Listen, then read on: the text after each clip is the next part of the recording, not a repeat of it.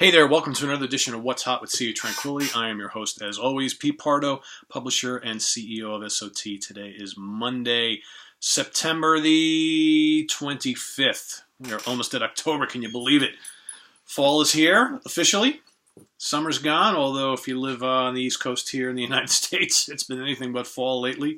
Temps in the 90s yesterday and today. It's the Indian summer is here, but it's going to go away in a couple days. So anyway, new music is back with a vengeance. We had a pretty light show last week. Today we've got a little heavier on content episode for you. We're going to kick it off with the featured CD of the week.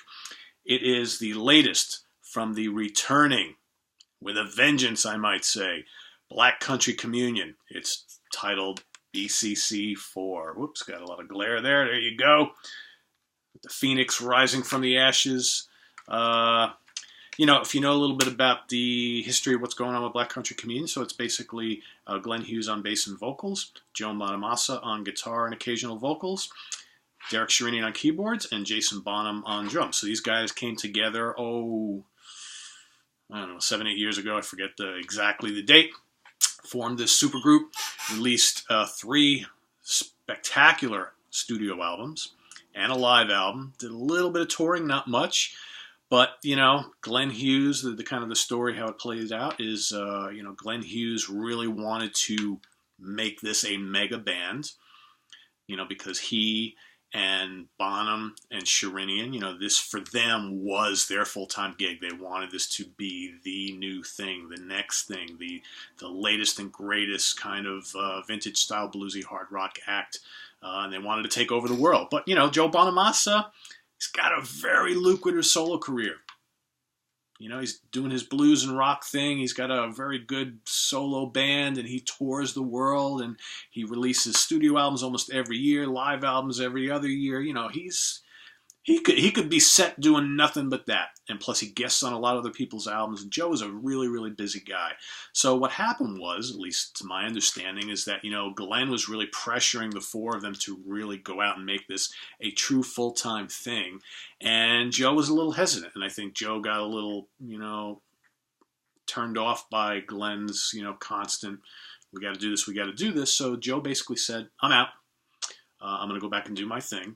Maybe he just wanted some time. It just was moving a little too fast, whatever the reasons were. So, in the media anyway, it came across like somewhat of a not so pleasant split, right? There was a little bit of a Cold War going on between Bonamassa and Hughes. And so, Glenn was like, all right. So he and Jason went to form this band, California Breed, with a guitar player, New York guitar player.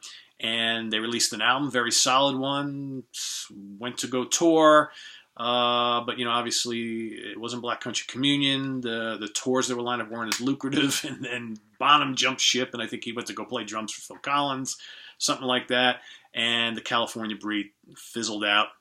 Hughes restarted his solo career, quite successfully, I might add. His last album, Resonate, which came out last year, was phenomenal, probably the best of his career.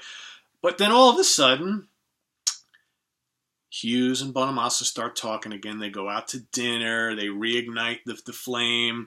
They go back to Glenn's house, and they write a bunch of material. They bring in Kevin Shirley, the producer. Bonham and Sherinian come in, start putting together songs, and before you know it, we've got another album, folks. So, and like I said, here it is, BCC4. We got 10 tracks, some of them pretty epic and lengthy. Again, a mix of classic 70s hard rock / blues rock, some atmospheric stuff. There's even a touch of prog on one of those tunes here, a little bit of funk. Killer vocals from Hughes. Bonamassa sings one tune, does backing vocals on a few. Great guitar work, as always. In fact, I just saw Joe and his band live in the Beacon Theater in New York City over the weekend. Phenomenal. Bonham is thunderous.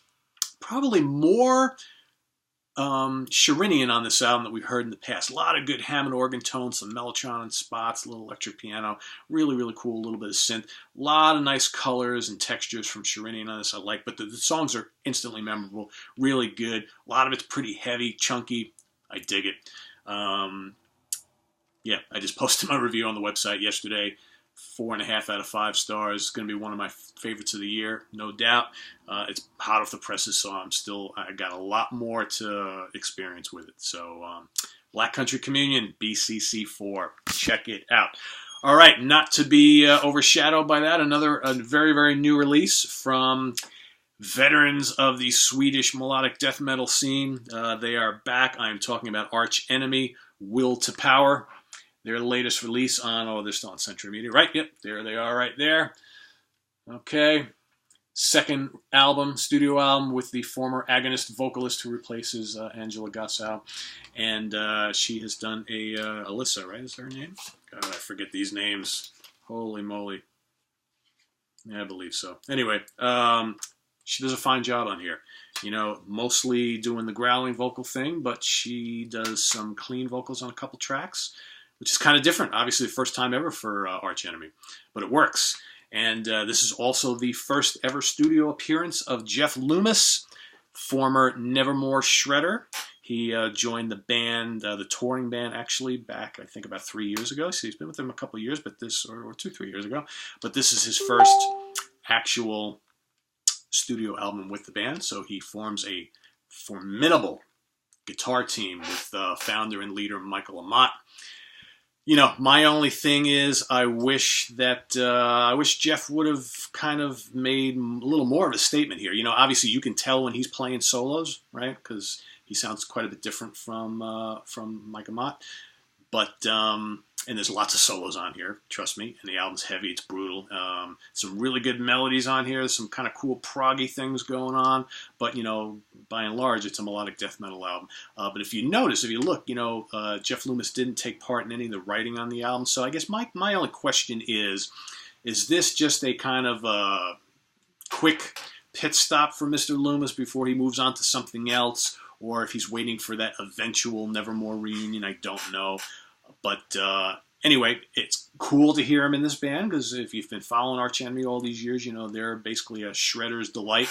One of the rare melodic death metal bands that, you know, really, really focuses on melodic guitar solos, and lots of them. So there's plenty of them here. I just, from my money, I think Loomis is just kind of fitting in, as opposed to really standing out. And I get it, this is a Mott's band, so, you know, he probably doesn't want to step on any toes. And they do make a really good team here.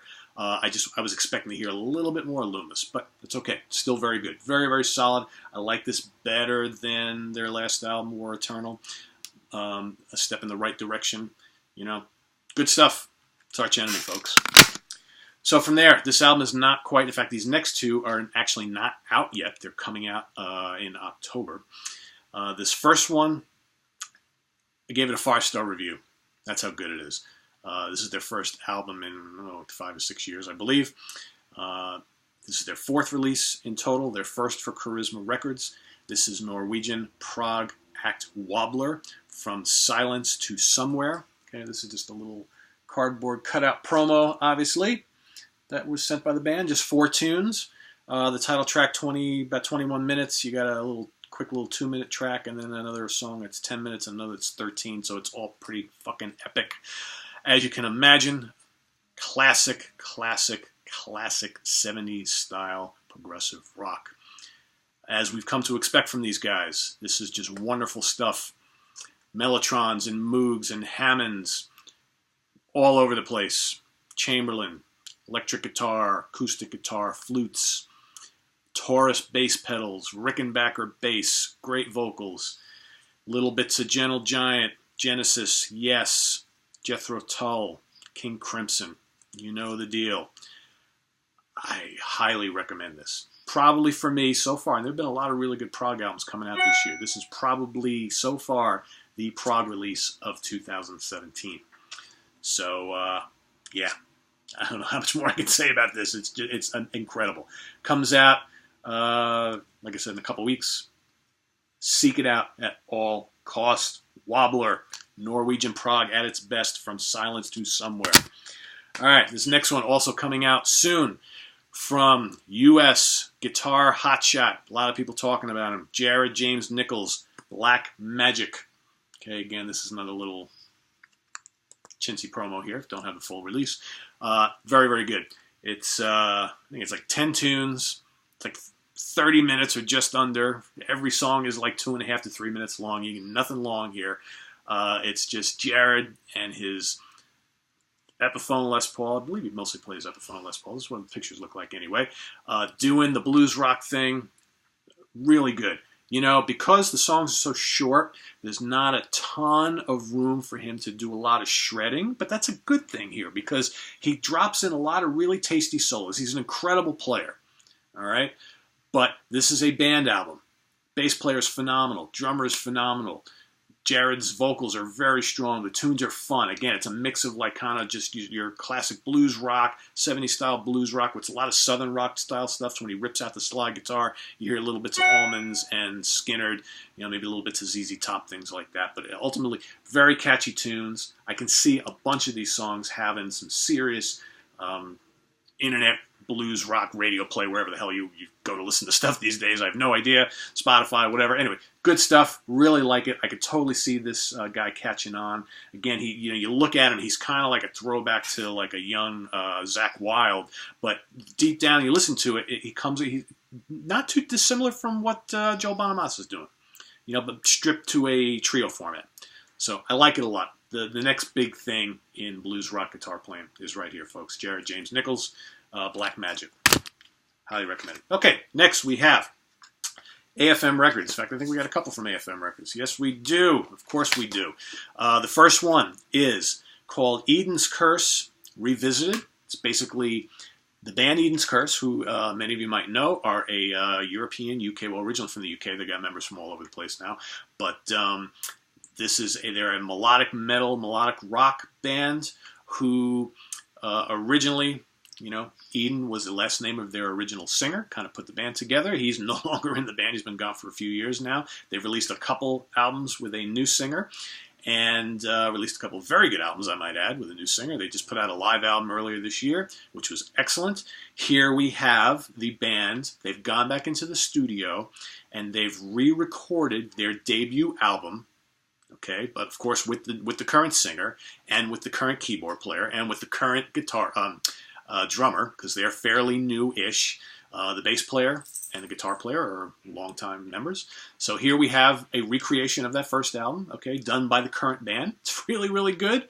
I'll admit it, I've never heard the original album with the original singer. So I've only heard Eden's Curse stuff post more recent singer. And I think it's great. I think this sounds great. This is a really good album. There's some great tunes on here. This is just really good, memorable, commercial, sometimes symphonic metal, hard rock and metal. Really catchy. The tunes on here are catchy as all hell. And if that's not good enough, you also get a bonus DVD of a live concert from the band in Glasgow, Scotland. And again, that's basically a greatest hits played live, right? The current band doing tunes from this album, tunes from the last couple albums. It's a lot of fun. Very well shot. They call it an official bootleg, but it looks damn good to me. Sounds great. So if you want to see Eden's Curse in action live on stage, you get that here, as well as a revisiting and recreation of their debut album by the current band. I like it. Good stuff. Also on AFM Records is this jam-packed live set from Germany's Kissin Dynamite. It's called Generation Goodbye, which of course was their last studio album, Dynamite Nights. So basically this was filmed and recorded in Stuttgart. The band playing in front of basically their hometown, like 24 songs. You know, I mean, to most, Kissin Dynamite is an unknown band, obviously more of a name over there in Europe, but that would never happen here. You would never see in the U.S. a young, kind of unknown band like this being allowed to play a headline gig and play 24 songs. It would just never happen. But over in Europe, these things are a regular occurrence. So the band, they recorded it. You get 2 CDs here with the whole show. You get a DVD with the whole show. The best way I can describe Kissin Dynamite, fun band. They're a throwback to like the mid-late 80s, kind of that commercial metal sound. I hate to call them hair metal because they're really not, but that's what people will associate with this kind of style. You know, it's accessible commercial metal, hard rock from the 80s. And a lot of fun, a lot of great tunes, really good guitars, catchy vocals. It's a party. party atmosphere type of thing. So if you've never experienced Kissin Dynamite before, you get a good cross selection of material from all their albums. I believe they have 5 studio albums. Heavy on the most recent album, obviously, but a good set nonetheless. Good introduction, or if you're a fan, you're going to want to have this, of course. So from there, we are going to jump to a musician. I believe he's from Israel, who we've worked with a little bit over the last couple of years. His name is Avi Rosenfeld. He is a guitar player. He, and again, this is near and dear to me. It's why he and I get along so well when we communicate. He is a very big fan of classic Deep Purple, Rainbow, and Uriah Heep and bands like that. So what he's been doing for the last bunch of years, and by the way, he's got like 30-some-odd albums out, and he's still a really young guy, so he is prolific to the max. Very heapy, very purple, or as you say, as the Brits would say, very eepy, very purple. Okay, this is volume 7. Again, I just got this little thing that Avi sent me here. Okay, with the CD in it, and basically what he's done here, he's amassed a wide assortment of different musicians and singers from all over creation that he's worked with. They could be German, they could be Swedish, English, whatever, and every track. Okay, he's written original material in that style of those bands I mentioned before. So every track has a different lead singer, different keyboard player, different drummer, that sort of thing. And Avi's playing lead guitar on most of the songs on here. He's got a couple of guest players. But again, from song to song, you get a little bit of, I hear a little bit of Heap there. Oh, I hear a little bit of Purple there. Oh, that's definitely Rainbow there. Ooh, there's a little Maiden there because the singer sounds like Bruce Dickinson, right? That kind of thing. Shredding solos in the spirit of Blackmore. Okay, lots of great Hammond organ. He brings to mind, whenever, depending on who's on what song, you get a little bit of John Lord, a little bit of Ken Hensley. It's a lot of fun. And like I said, he's put out like 7 of these. I've heard the last couple. Really good. Really good. Very varied because every song, again, got different folks on it. So you get a different flavor each time around. So check it out. Very eepy, very purple. Very heapy, very purple. Volume 7. Go check them all out. Good stuff. Okay, I'm going to move over to a little bit of blues here. Carl Verheyen. Verheyen. Essential Blues. Carl, this guy is like one of the, probably the most well-respected guitar player, especially by his peers, that probably half the people have never heard of before. Who knew? I mean, I've known for a couple of years, but most people probably have no idea that this guy, this talented musician, has been the lead guitarist in Supertramp for 30 years? Right? He's got a ton of solo albums out. He's done a lot of studio and session work. Here he pulls out his Stratocaster and does an album of blues originals and covers. It's a lot of fun. I dig it. He's a very, very tasty player. Pretty good singer, too. He's got Nick DiVirgilio on drums on here. Little Spock's Beard connection there. And he does a ripping cover of the Fleetwood Mac, Peter Green era Fleetwood Mac classic Oh Well, which you need to hear. Tasty stuff. Really dig this a lot. I can totally see blues aficionados who maybe have never heard of Carl before totally digging on this. If you're looking for a really hot contemporary blues album, check this one out. And go, if you have a chance, go see Supertramp on tour and check out his skills. So next we're going to go to the Netherlands. This is a guitar player. His name is Marnix Busstra. Hope I'm pronouncing that correctly. Marnix Busstra. His new release is called Old School Band. All right, let's see if we got a picture of the guys anywhere in here. Here we've got organ, guitar, no picture. Organ, guitar, bass, and drums. Very good, all instrumental, jazz fusion, bits of rock, little bits of funk. I like it a lot. I hate to do this to him because he's a very original guitar player, very talented, but if you love John Scofield, okay, that's the first thing I thought of when I put this on. I'm like, holy crap, this is like the Scofield album that Sco never recorded. It's good stuff. He's a gritty guitar player, Mr. Busstra. Really talented, tasty. He can rock when he wants to. He can bring the funk. Okay, the organ player is kick-ass. The rhythms are great. Really good bass and drum. This is an album of virtuosos playing some really fun stuff. Again, if you think jazz meets blues meets rock meets funk all rolled into one, that's what you get here. Totally dig it. This is, I believe, coming out in a few weeks also. So again, old school band by Marnix Busstra. Check it out if what I just said floats your boat. Okay, from there, we're going to stay on kind of jazz fusion. So this is a band from Italy who have recently, they're on the Musea label. They sent us their self-titled debut. The band is called, and hopefully I'm pronouncing this right, Mobius Strip. It looks like Mobius, but M-O with the little things on top of it, B-U-I-S, Strip. I think it's pronounced Mobius. Okay? So basically, and no guitar here. So you've got keyboards, guy who plays sax and flute, drummer and bassist. Really tasty stuff. Really tasty stuff. You know, they've got the kind of the energy of some of the fusion bands of the 70s, but not as aggressive. You know, maybe think of maybe a Weather Report, all right, a little bit. So tasty, soaring melodies, you know, busy rhythms, you know, complex music, but not, this is not Mahavishnu Orchestra, Return to Forever, or Tony Williams' Lifetime, all right, but very modern sounding. You know, they call themselves progressive jazz fusion. I don't really hear much prog here, but contemporary jazz and fusion mixed with some stuff from the 70s, definitely. Some fantastic piano and sax melodies on here. The rhythms are really, really good. The tunes are, you know, fairly lengthy, you know, 8, 10 minutes, the majority of them, somewhere in that neighborhood. But I really like it a lot. Very, very classy stuff. I think if you like, you know, kind of contemporary jazz fusion, I would highly check this out. Again, Musea Records, Mobius Strip from Italy. All right, our last new release of the day is from our folks over at Eagle Vision, or Eagle Rock, whatever you want to call them. They go by both. This is a re-release, and it happens to coincide with Alice Cooper's brand new studio album. Welcome to My Nightmare Special Edition on DVD. All right, there it is. What's so special about it? Well, in addition to getting that Welcome to My Nightmare live concert that was played all over the place and has been released on DVD, and I believe I have the Blu-ray up as well.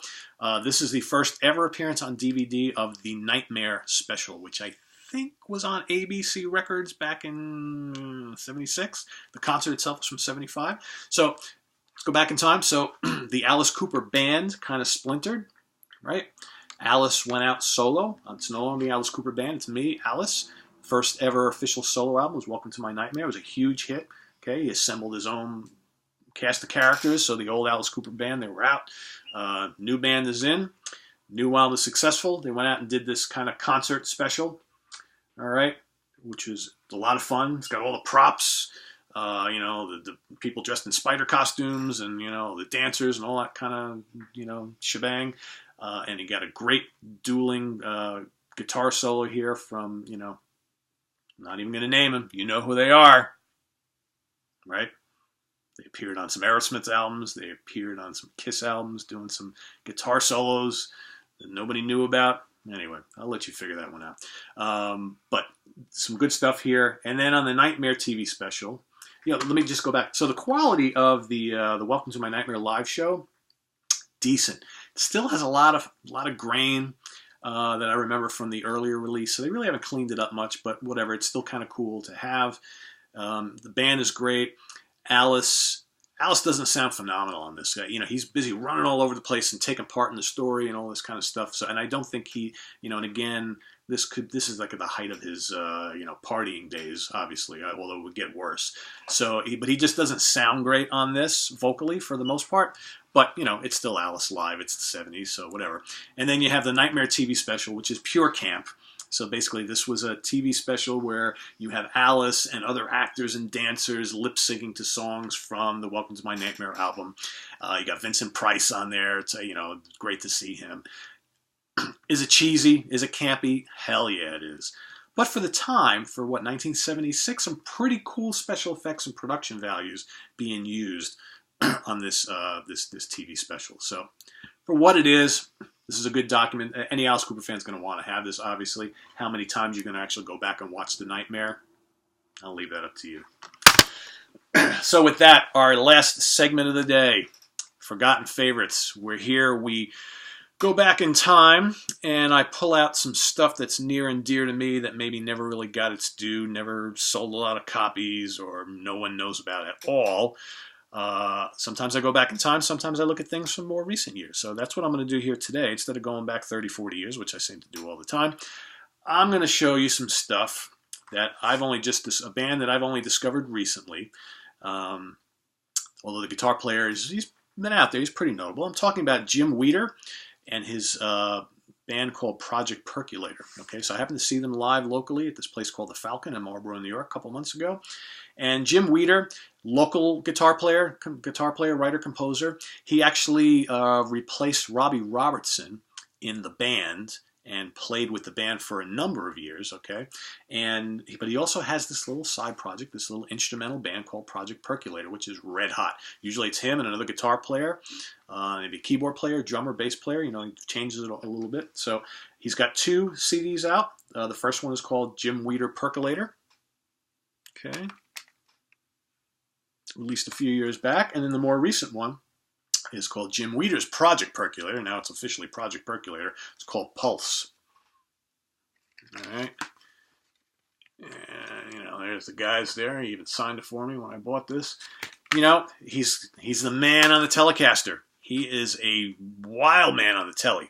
So if you like ripping guitar played on a Fender Telecaster, check this out. Instrumental, it's like it's kind of rootsy in spots, a little bluesy, some jazz, definitely a lot of fusion, okay? Definitely a lot of rock. Really tasty stuff, really classy. Good melodies, a lot of room for solos and things like that. So if that sounds good, if you're a fusion nut, you like instrumental rock with tasty guitar work, a lot of good melodies, I highly recommend both of these. Go seek Jim out on his website. All right, order them up. They're cheap. They'll probably even sign them for you. So with that, I will leave you for another week. This is Pete Pardo with Sea of Tranquility. Visit us on the web at www.seaoftranquility.org. We're here on YouTube as often as we possibly can. We're also on Facebook. We're also on Twitter, so make sure to follow us everywhere. Reviews of all this stuff is on the website. Go and check it all out. But as always, don't forget the classics. So take care till next time. Have a good one. See ya.